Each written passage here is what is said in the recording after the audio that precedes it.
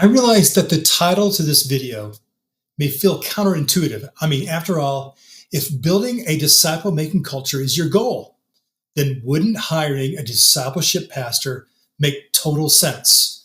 Well, sure, on the surface it makes sense, but if we dig a little bit deeper, we're going to find out there's actually 3 reasons why it's not a good idea. And then, of course, there's an exception to the rule, and I can tell you why, if you do these things, then, okay, it would make sense. All right, 3 reasons. Number 1 is this: it's the wrong title. I mean, having a pastor who is a discipleship pastor, it creates an even greater gulf between evangelism and discipleship.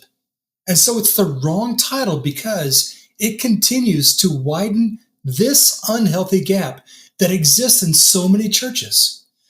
You see, when we fully grasp what I would say is the correct definition of disciple making, we recognize that evangelism and discipleship are to be a part of the same whole process of disciple making. All right, let's define some terms. Okay, disciple making is the intentional process of helping people trust in Christ and to follow Christ. That means disciple makers are entering into relationships that do both of those things: introduce people to Christ and help them mature in their walk with Christ. So that places under disciple making both of the, well, I'm going to say 3 areas, because the first one is evangelism, right? Helping people come to Christ. Discipleship, helping them mature in Christ. And then third is multiplication, helping disciples become disciple makers as well. So that means disciple making is that entire process. It's the Great Commission, yes, but it's also the everyday commission. And it's the every Christian commission. So if you want a disciple-making church, give people the titles that reflect the whole of the Great Commission.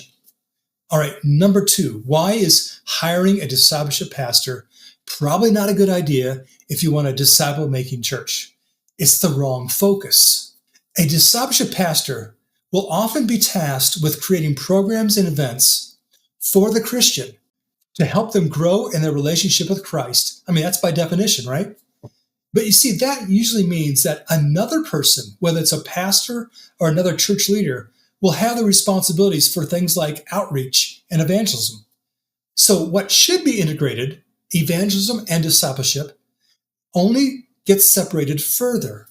And again, this is contrary to how Jesus made disciples. You see, as his disciples grew closer to him, they were challenged to engage more and more also in his mission. He said to them, come follow me, right? Become a stronger discipleship, and I will make you fishers of men. That's evangelism.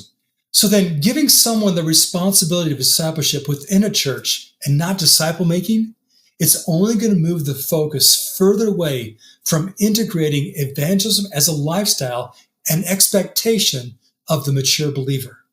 Now, thirdly, it's also the wrong strategy. Now, this is what I mean. You see, when you hire a discipleship pastor to help you become stronger in establishing a disciple-making culture, you're going to be forsaking what is the most important principle in establishing culture, especially within the context of the local church. You see, the lead pastor especially, and of course all the other pastors, the elders and the deacons, the ministry leaders, need to model the expectation of that culture, which means they must be disciple makers for you to have a disciple-making church. That means then it cannot be the responsibility of the discipleship pastor, but it must be the responsibility of every pastor, of every elder, of every leader. You see, you need a disciple-making lead pastor. You need a disciple-making worship pastor.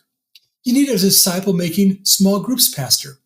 When you hire a discipleship pastor, it seems to become their thing and not our thing, which then leads to the one exception for hiring a disciple-making pastor. And that is when it's the person's responsibility to model it, to encourage it, and to exhort it. That is all the church's leadership to become disciple makers. That would be their focus. So give that person the right title, a disciple-making pastor. Give that person the right focus. Grow an intentional disciple-making church culture. Give that person the right strategy to help all of our leaders, all of us included, to be disciple makers. All right. So now, do you want to learn more about being that kind of a leader? We at NCM call that purposeful leaders. Then check out this video. And until then, let's make more disciples.